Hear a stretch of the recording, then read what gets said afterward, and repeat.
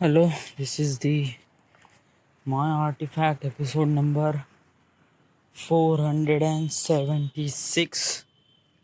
आजची तारीख आहे आजची तारीख आहे 20 जून 2016. आता वाजले करीब रात्रीचे 8:45.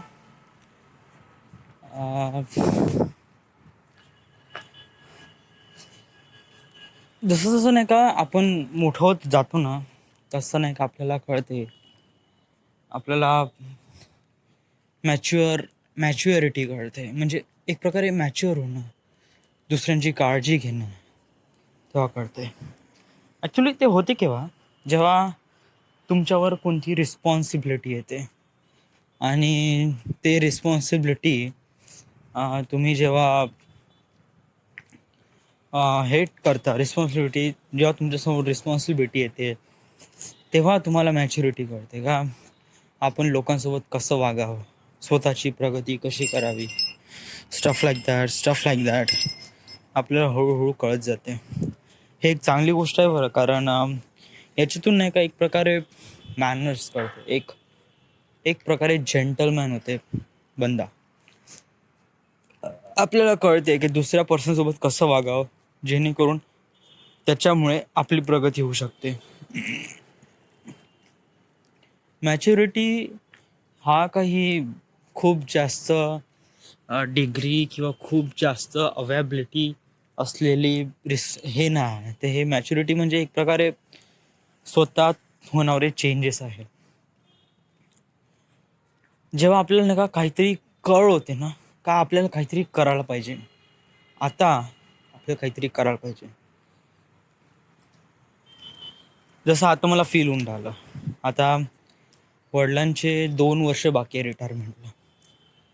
माझ्या घरची हालत इतकी काही वाईट नाही, बट वाईट होण्याच्या कगारवर आहे. वडिलांनी सगळा जो पैसा आहे ना, तो इन्व्हेस्ट केला या घर बांधण्यामध्ये. पूर्ण पैसा इन्व्हेस्ट केला आहे. आता त्याच्यामध्ये मग त्यांना पेन्शन आणि त्याच्यानंतर त्यांचे ते कर्ज वगैरे कसे फेडणार आहे, आय डोंट नो. तर काय का मला नाही का एक प्रकारे हे आलं आहे, जिद्द आली आहे. कारण माझ्यापाशी आता 2 वर्ष आहे आणि काहीतरी करून दाखवायचं आहे. आता आपण लेवल 2वर आलो आहे आपल्या लाईफच्या लेवल 2वर आलो आहे. याची लेवल 2ची रिस्पॉन्सिबिलिटी काय आहे? रिस्पॉन्सिबिलिटी हे आहे का फॅमिलीला सपोर्ट करणं, राईट. आता फॅमिलीसोबत जड न राहता त्यांना सपोर्ट करणं बहुत जास्त गरजेचं आता. येस, वडिलांना बिलकुल लॅपटॉप, पैसे वगैरे मागू नको, बिलकुल नको. आता या 10-12 तारखेला आपलं पेमेंट वगैरे होऊन जाईल.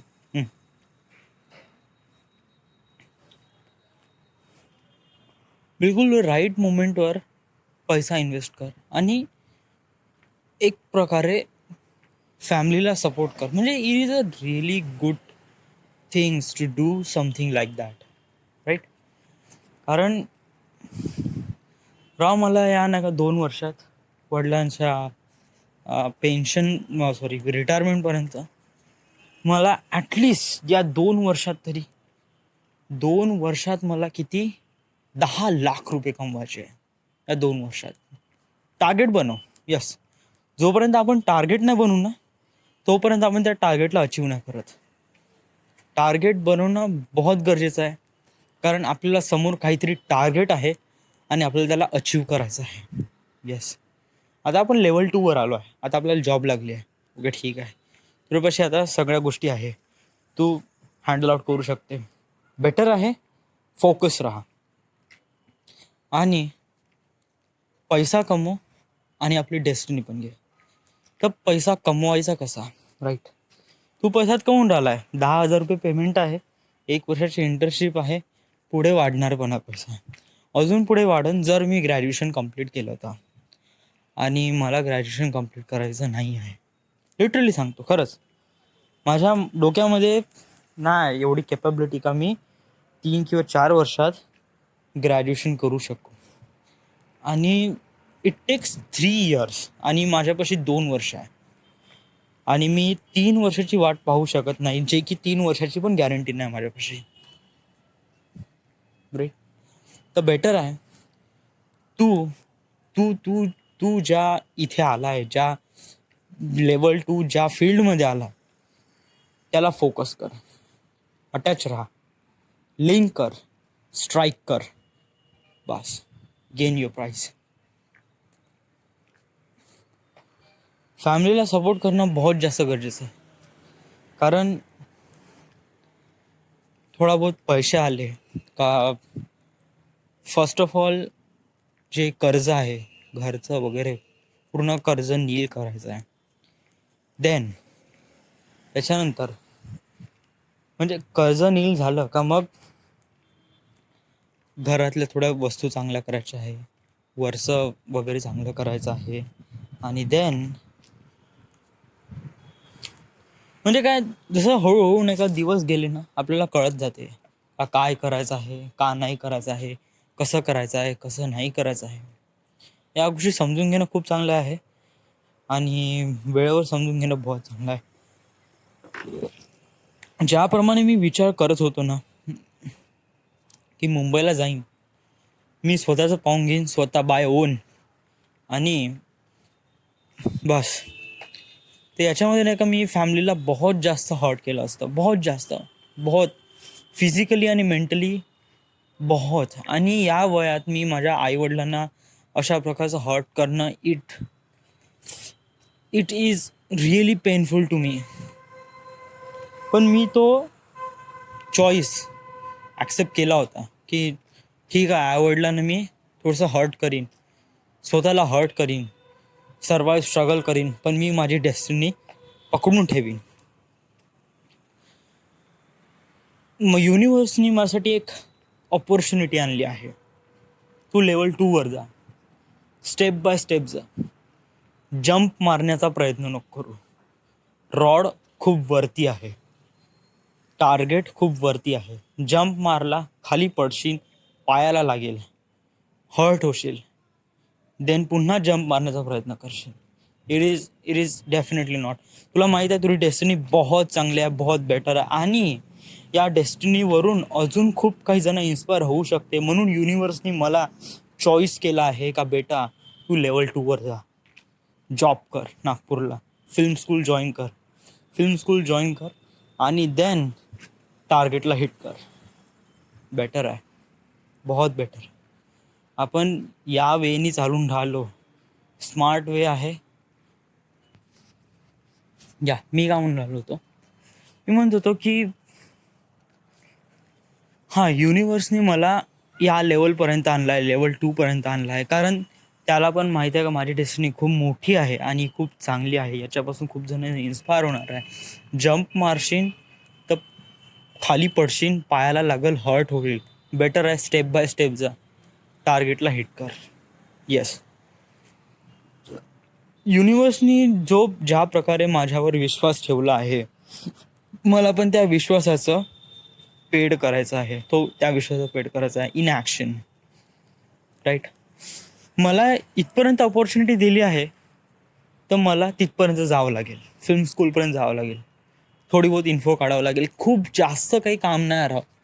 आणि तुला बहुत चांगला वे दिला युनिव्हर्सने, नाही का, ज्याप्रमाणे तुला दिला आहे ना, जो मेथड, जो वे दिला आहे ना, तो बहुत चांगला आहे, बहुत चांगला. खूप जास्त हर्ट ना होऊन राहिला. तू खापरखेड्याला जॉब करते, तिथे घर आहे, गाडी आहे, मग काय पाहिजे? खाण्यासाठी तर डब्बा पण आहे, आत्याचा सपोर्ट आहे, मामाजीची सिक्युरिटी आहे, आपल्याला सगळ्यांचा सपोर्ट आहे. तर हिट, टार्गेटला हिट कर ना. व्हाय यू आर वेटिंग? राईट. तर फिल्म स्कूल जॉईन कर. उद्या जाशीनच ना जॉबला? येस. काही जास्त काही काम राहत नाही. फोन कर त्याला, मन काय टॅलेंट वन ह्याच्यामध्ये कसं आहे, काय विचारून घे. नाही जमत होत असन तर भेटून घे आणि जॉईन होऊन जा. सर्वात महत्त्वाचा क्वेश्चन आहे की पैसे. तो म्हणे 8 का 10 हजार रुपये पर मंथ राहील म्हणे. कसं आहे काय वगैरे आपण ते बोलून घेऊ. पैशाचा मॅटर नाही. युनिवर्सनी आपल्याला इथपर्यंत आणून दिला आहे ना, थोडा बहुत जुगाड आपण पण लावावा.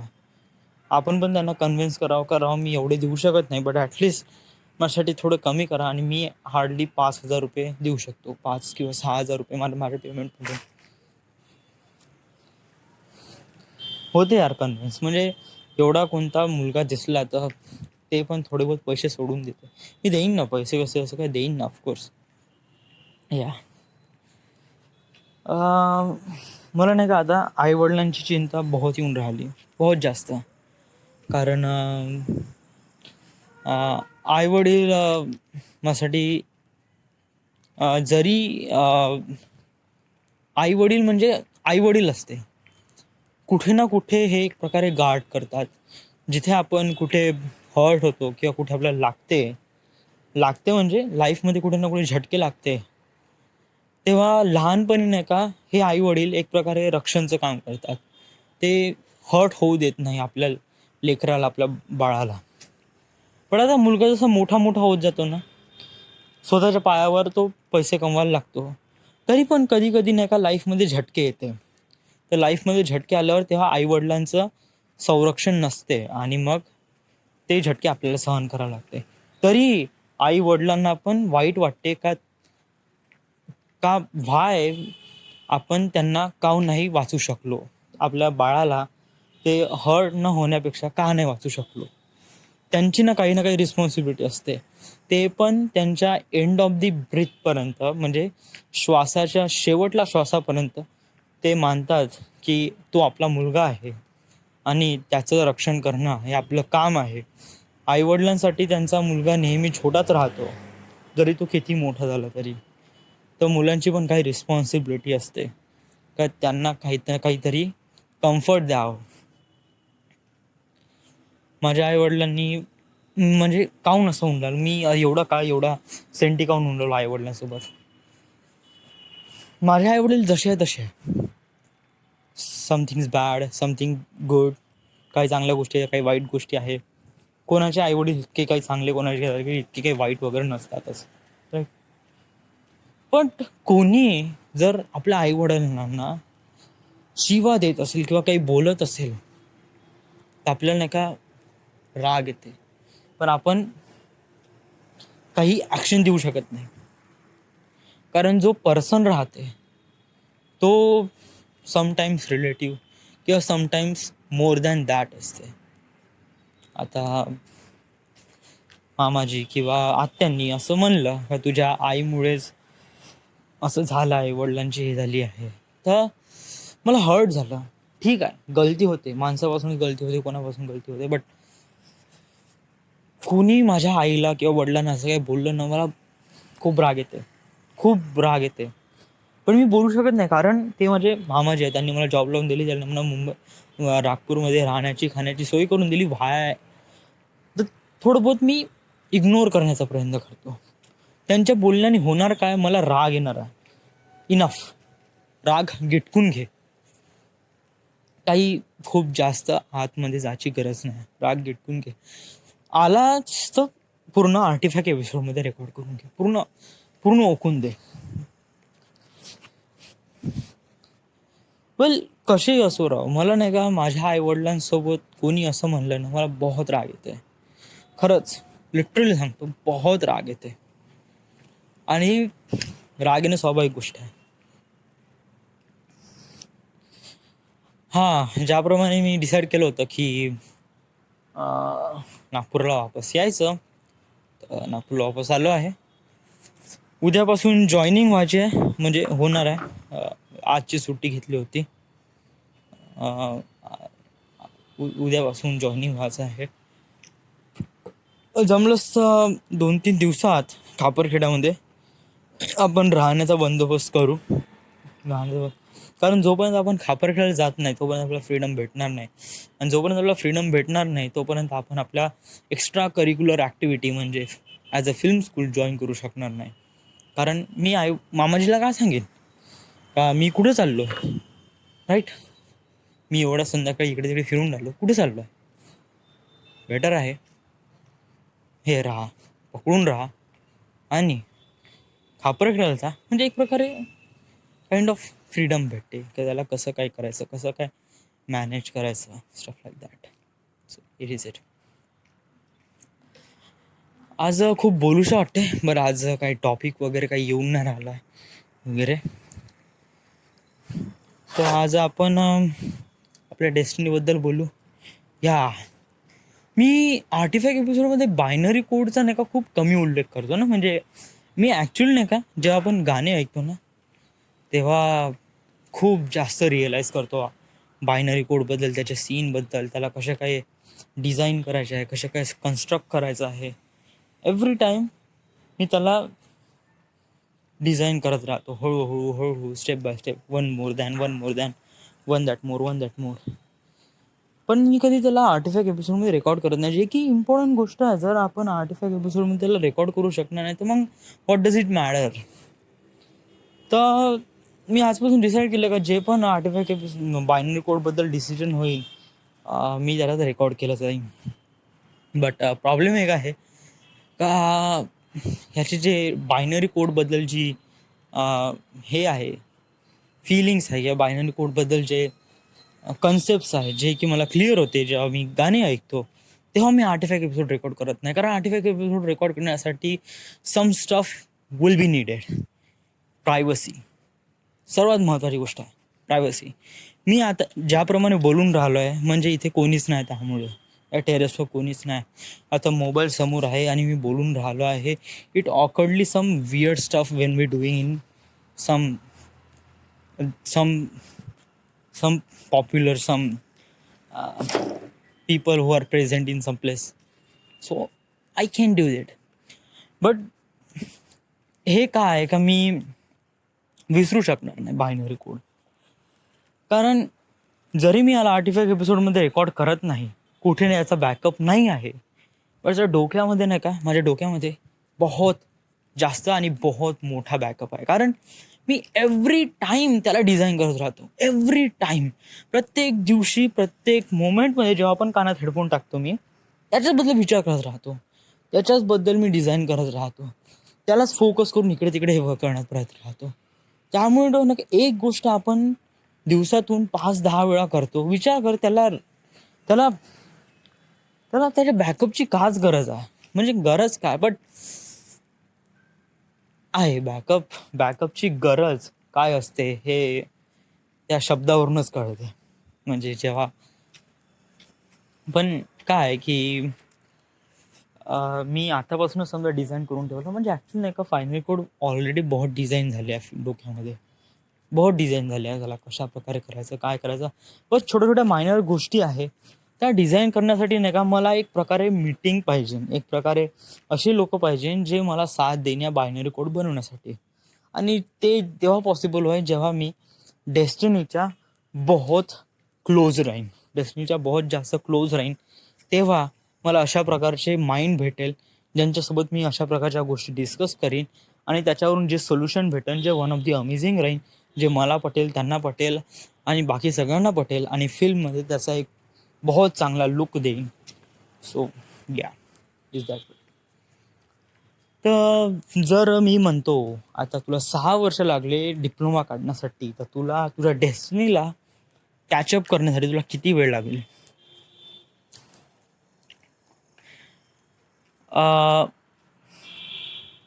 खूप 6 वर्षात लागणार नाही. म्हणजे 6 वर्ष म्हणजे काय आहे का मी लेवल 3वर पोहोचून जाईन. डेस्टिनीला अजूनपर्यंत अजून लेवल 2, लेवल 3 स्टार्ट होईल जेव्हा मी मुंबईला जाईन. ही लेवल 2 आहे. लेवल 1 होती वर्धा, लेवल 2 आहे नागपूर, लेवल 3 आहे मुंबई, राईट? आता तू लेवल 2वर आहे.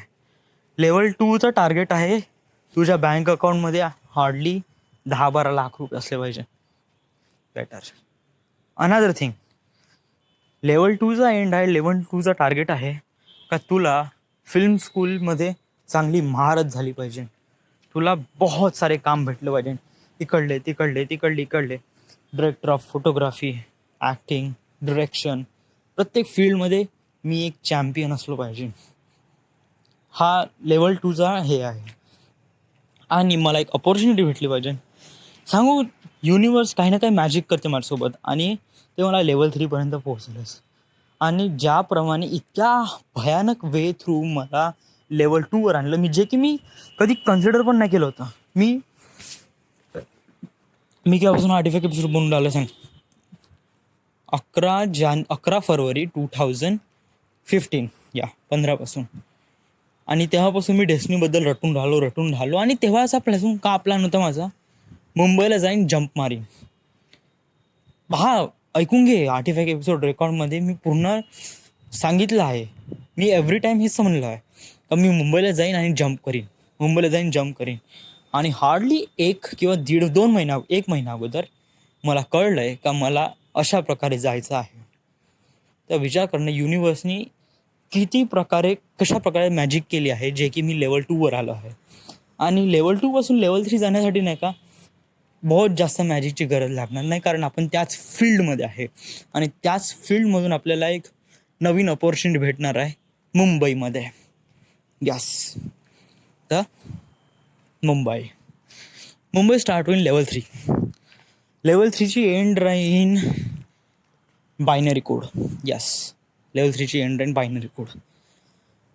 मग झाले का? लेवल 3 झाल्यानंतर लेवल 4 आहे, जे रेप्रेझेंट करते हॉलिवूड. आणि माझ्या लाईफमध्ये बहुतेक लेवल 4च आहे, कारण हॉलिवूडच्या नंतर अजून कोणतं हे नाही आहे. कारण मला पण तिथे फिल्म बनवायची आहे. Sweet dreams of Justin Bieber, अवतार आणि अवतार द लास्ट एअरबेंडर, आणि हे एवढे सारे मूवी रेप्रेझेंट करते. आणि जस्टिस लीगसुद्धा पण, हे सगळे मूवी रेप्रेझेंट करते लेवल 4वर. तर मी अशा प्रकारे मग माझ्या लाईफचे टार्गेट अशा प्रकारे डिसाईड केलं आहे. Level 1, level 2, level 3, level 4. Level 4. आणि ज्या एंडला मला वाटेल का मी आता लेवल 4वर पोहोचलो आहे आणि सगळे टार्गेट अचीव केले आहे, तर मग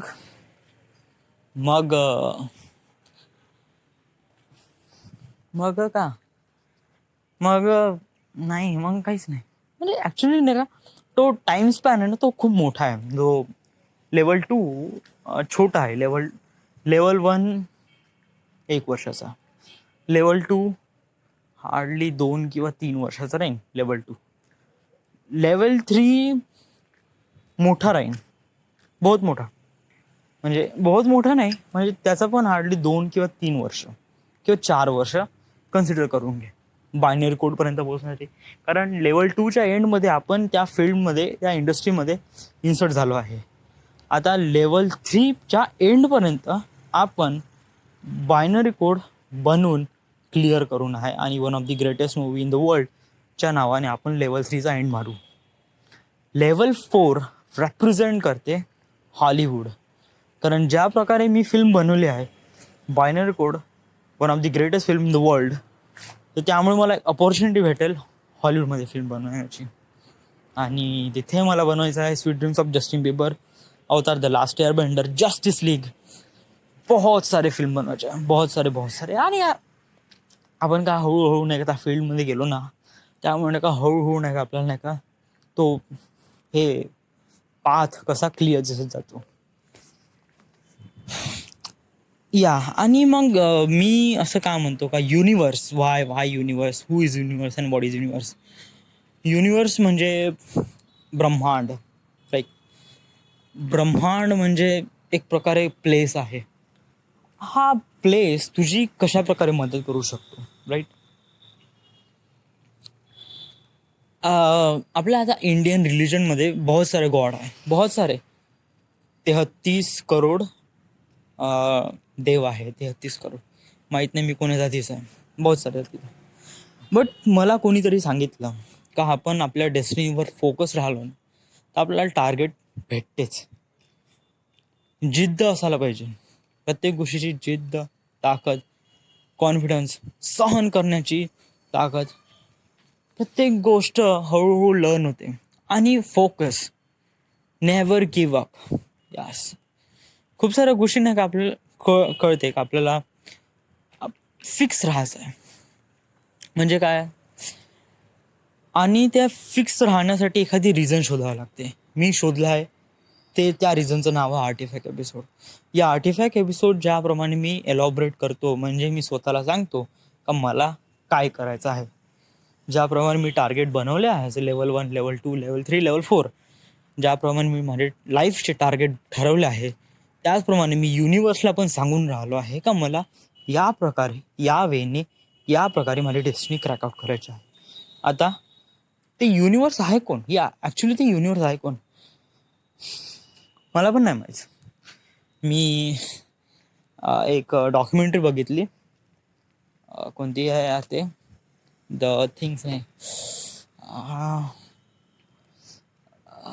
काय यार ते, the law of attraction. The law of attraction म्हणजे काय, जर आपल्याला कोणतीही गोष्ट खूप जास्त आवडत असेल तर आपण नाही का जरा फोकस राहतो.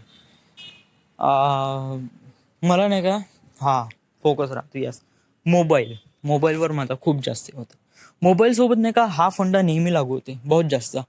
जर तुम्हाला कोणता फोन आवडत आहे तर तो फोन नाही का तुमच्या बजेटमध्ये राहतो, सगळ्याच्यात राहतो, तर मग तुम्ही नाही का 100% कॉन्सन्ट्रेशन त्याच्यावर फोकस करता आणि तुम्ही स्वतःला ॲक्सेप्ट करून घेता की जेव्हा तो फोन माझ्या हातात येईल तर then what would I do, मग मी काय करीन. आपण मनातल्या मनात त्या फोनची बंदी बहीण एक करून टाकतो जोपर्यंत तो फोन आला सुद्धा नाही. याचप्रमाणे एक प्रकारे आपण ऑर्डर देतो त्या युनिवर्सला, ज्याप्रमाणे वेटरला आपण ऑर्डर देतो त्याप्रमाणे आपण युनिवर्सला ऑर्डर देतो का राव मला अमका ढमका फोन पाहिजे, अमक्या ढमक्या क्वालिटीचा पाहिजे, याच्यामध्ये अमका ढमक्या ग्राफिक्स, रॅम, GB वगैरे सगळं पाहिजे, राईट. एक प्रकारे डिनर टेबल सर्व करण्यासाठी युनिवर्स तुम्हाला एक प्रकारे सर्व करते. पण नाही का याच्यामध्ये काही रूल्स आहे. काही रूल्स कशा काय, फोकस राहावं लागते. जर तुम्ही तुमच्या एका फोनमध्ये जर तुम्ही मोटो Gवर फिक्स नसाल तर मग तुम्ही त्याला कधी घेऊ शकत नाही. जर तुमचा Moto G, then MI5, then Apple, then Samsung, तुम्ही जर असे व्हेरिएशन होत राहणार ना तेव्हा नाही का तुम्ही हे होऊन जाता. तुम्ही क्लिअरली सांगू शकत नाही. जर तुम्ही जर वेटरला सांगून राहिला नाही मला पनीर कोफ्ता पाहिजे, मग अनदर 2 सेकंद सांगितलं नाही मला चिकन पाहिजे, त्याच्यानंतर सांगितलं बिर्याणी पाहिजे, त्याच्यानंतर सांगितलं, तो पण कन्फ्यूज होऊन जाईल का त्याला काय पाहिजे का नाही, राईट. आणि universe to you it's a really long conversation between them. जर तुम्ही हार्डली 2-3 दिवसांनी तुमची डिसिजन चेंज करत असेल तर you won't get it, right. अजून एक नियम आहे, तुम्ही तुमच्या ऐपतीच्या बाहेर विचार नाही करू शकत. ऐपतीच्या बाहेर कोणी नाही का बहुत काही विचार करतात. मला नाही का 10 करोडची लॉटरी लागली, then what should I will do. 10 करोडची lottery, it is really impossible things, really impossible. कारण नाही का ज्याप्रमाणे आपण विचार करतो त्यासाठी आपल्याला काही एफर्ट पण घ्यावं लागते आणि एफर्ट घेणं महत्त्वाचं आहे. जोपर्यंत आपण ज्या गोष्टीला आपण फोकस आहे त्या गोष्टीसाठी आपण थोडा बहुत एफर्ट घेतो. लॉटरी लेस एफर्ट, याच्यामध्ये एफर्ट घ्यायची गरजच नाही. तुम्ही तिकीट काढा, युनिवर्सला सांगा की मला लॉटरी पाहिजे, देन तुम्हाला कधीच नाही भेटत. ॲक्च्युली तो लॉटरीवाला सुद्धा तो फेक सांगते, काही 10 करोड वगैरे काही भेटत नाही, घंटा. त्याच्यावरून बंदे टॅक्स कटून सुद्धा तुम्हाला हार्डली 1 किंवा 1.25 लाख भेटून जाईल. ते फक्त सांगण्यासाठीच आहे, कधी तुम्हाला भेटत नसते. तर युनिवर्सला नाही का अशा प्रकारचे बंदे रिक्वायर्ड असतात ज्यांच्यामध्ये कॉन्फिडन्स आहे, फोकस आहे आणि काही ना काही करण्याची ताकद आहे. आणि मी म्हणतो की मी त्या बंद्यामधला एक बंदा आहे. या युनिवर्समध्ये जे काही बंदे आहे त्यापैकी मी एक आहे का ज्याची मी फोकस आहे आणि त्या टार्गेटमध्ये मी फोकस आहे आणि त्या टार्गेटसाठी मी एफर्ट घ्यायसाठी रेडी आहे. तर मला वाटते की युनिवर्स या सेक्शन क्रायटेरियामध्ये, म्हणजे या क्वालिफिकेशन क्रायटेरियामध्ये मी लायबल ठरतो आहे. आणि ज्या प्रकारे माझ्या लाईफमध्ये युनिवर्सनी मॅजिक केली आहे. तर मी असं म्हणतो की युनिवर्स इज स्टील एक्झिस्ट आहे आणि ज्याप्रमाणे तो मॅजिक करतो की त्याला आपण समजू शकत नाही. Some people say God, some people say देव, some people somethings like that. I says universe. काहून तू कोणता नवीन गॉड काढलाय का? नाही नाही, मी कोणता गॉड पागल झाला. राव, स्वतःमध्ये कॉन्फिडन्स असन, जिद्द असन, काही ना काही करून दाखवण्याची ताकद असन, तर मग तुम्ही घेऊ शकता. राव, थोडा बहुत एफर्ट घ्यावं लागते, थिंक करावं लागते, विचार करावा लागते, त्याला कशा प्रकारे टार्गेट अचीव करावं लागते आणि रिझन शोधावं लागते त्या डेस्टिनीला अचीव करण्यासाठी. जर तुमच्याशी रिझन नसेल तर मग तुम्हाला नाही भेटेल. आणि रिझन बहुत बहुत बहुत जास्त स्ट्रॉंग असला पाहिजे, जास्त स्ट्रॉंग असला पाहिजे, डॅस्परेट असायला पाहिजे तुमच्या डेस्टिनीला अचीव करण्यासाठी. डॅस्परेट म्हणजे काय?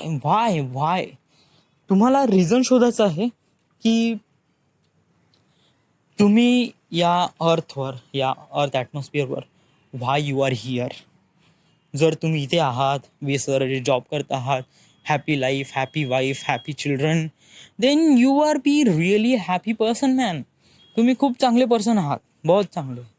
पण काही असे पण पर्सन आहात ज्यांना या गोष्टी काही मॅटर नाही करत. त्यांना आपलं करिअर मॅटर करते, इतकं करिअर मॅटर करते. मी माझ्या लाईफचा 100% दे सांगू. मी माझ्या लाईफमधून काय एक्सपेक्ट करतो? बहुत सारे पैसे, बहुत सारा पैसा. सांगू मी महिन्यामधून किती पैसे कमवून वाटतं मला? काइंड ऑफ बहुत सारे. याचे बहुत सारे पैशामध्ये किती सारे पैसे? आय डोंट नो, बट बहुत सारे पैसे. एक राऊंड फिगर म्हणून हे करून घे, 10 करोड लेस मिनिमम. 10 करोड पर मंथ कमवायचा. या भेटलेच 10 करोड. विचार नको करू. आपण लॉटरीने म्हणून राहिलो, स्वतः एफर्ट घेत आहे.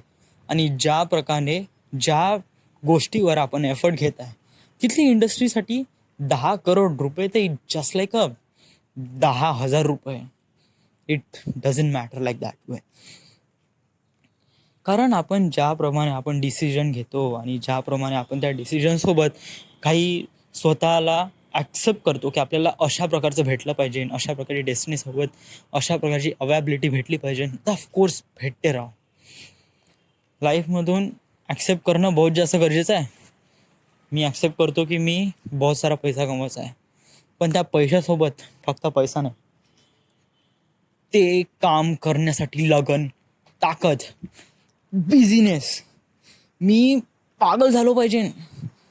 ऑफकोर्स मी या गोष्टीसाठी एकदम पागल झालो पाहिजे का मला ती गोष्ट करण्यासाठी पूर्ण 100% लावेन. मी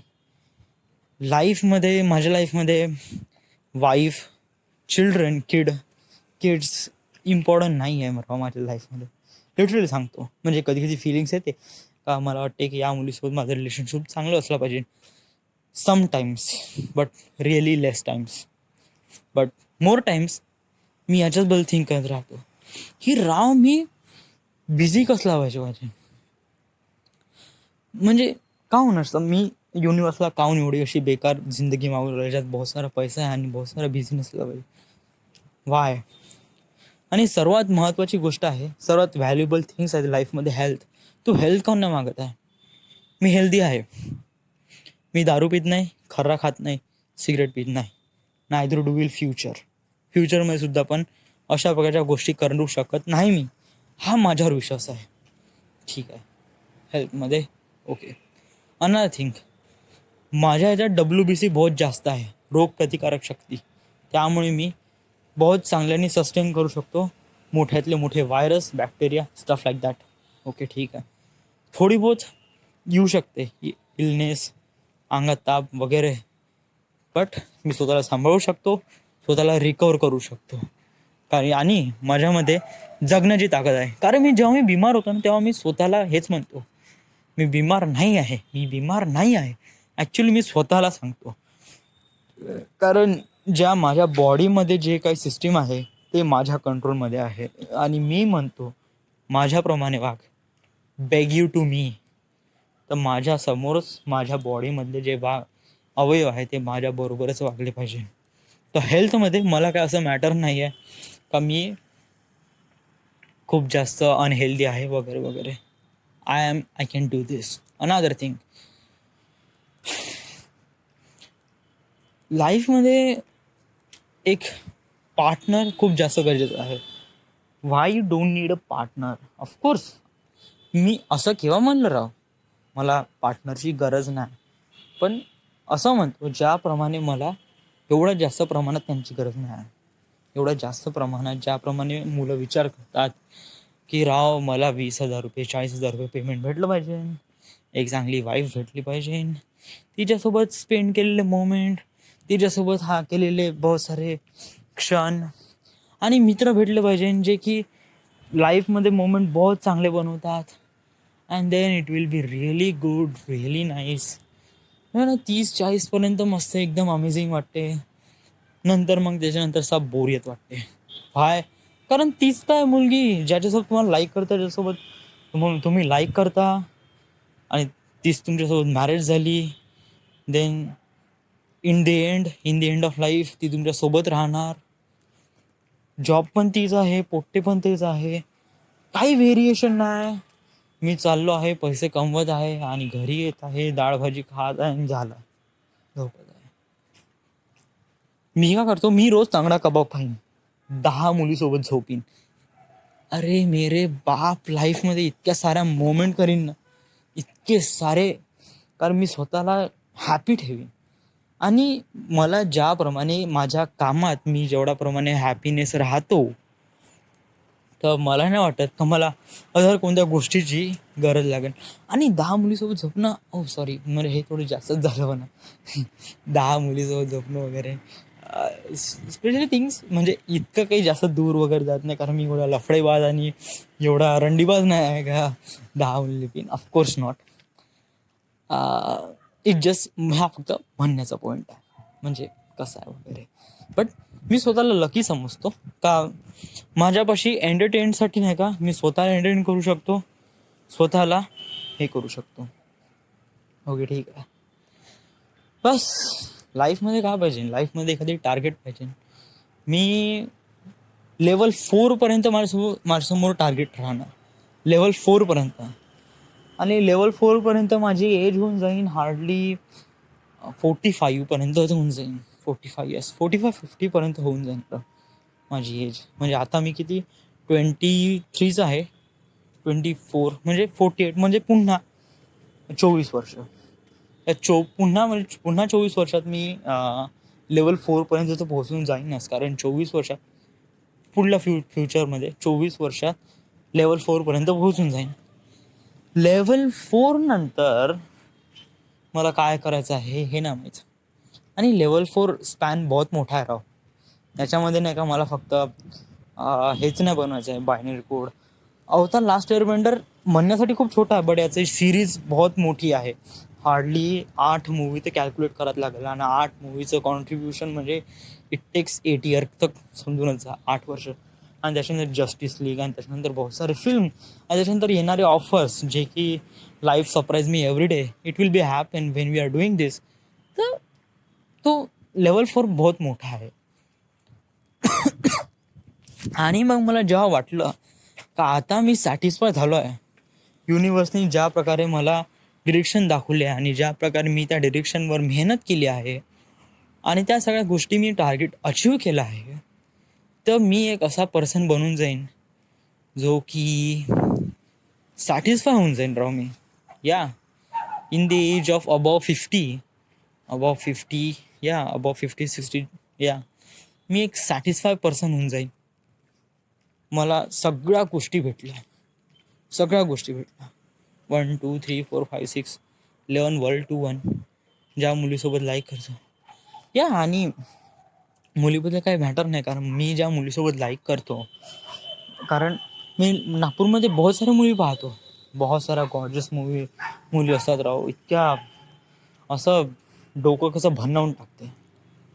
बट नाही का, जेव्हा नाही का त्या स्नेहा तामगाडगेचा फोटो पाहतो ना, तर ती काहीतरी अमेझिंगच वाटते राव.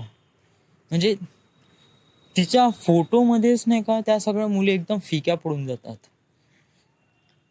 तर जेव्हा ती समोर येते ना, तेव्हा लाईफमध्ये एक प्रकारे ब्राईटनेस वाढतो, कसं तरी कुठेतरी रोशनी येते, कुठेतरी असा पौर्णिमेचा छान देते आणि बर्फीली हवाई चलती है आणि बहुत अमेझिंग फीलिंग होते व्हेन आय एम सी हर. फक्त तिचा तिचा फोटो किंवा तिला फक्त असं रिअलमध्ये पाहिलं तर,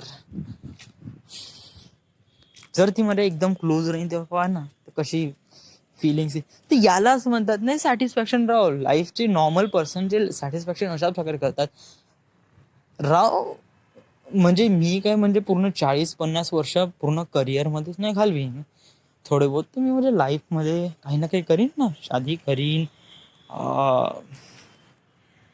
आणि या ज्यामुळे लाईक करेन त्यावेळेला करीनच. पण आय ऑलवेज त्या स्नेहा दामगाडकेसाठी माझ्या मनात नेहमी जागा राहीन, जरी ती किती मोठी किंवा छोटी झाली, या किंवा इवन आफ्टर ऑल तिचं लग्न सुद्धा झालं, तरी माझ्या मनात तिच्याबद्दल जागा राहीनच कुठे ना कुठे. सो या, आज बहुत मोठं झालं आर्टिफॅक्ट एपिसोड. किती 8:45 पासून ते 9:30 झाले, करीब पाऊण घंटा. बेटर आहे आज, चांगला आहे. म्हणजे आज खूप काही बोलायचं होतं त्यामुळे आत्याकडे आला. थोडंसं feeling really alone and sad, but एक प्रकारे कुठेतरी स्ट्रगल माझ्या मनात होऊन राहिले आहे, तो it makes me really nice. कारण ज्याप्रमाणे मनात जे काही होऊन राहिलं ते ओकून राहिलं आहे ना. सो या, so this is the my artifact episode number 476. Right now we are at Nagpur, Maharashtra. Thank you.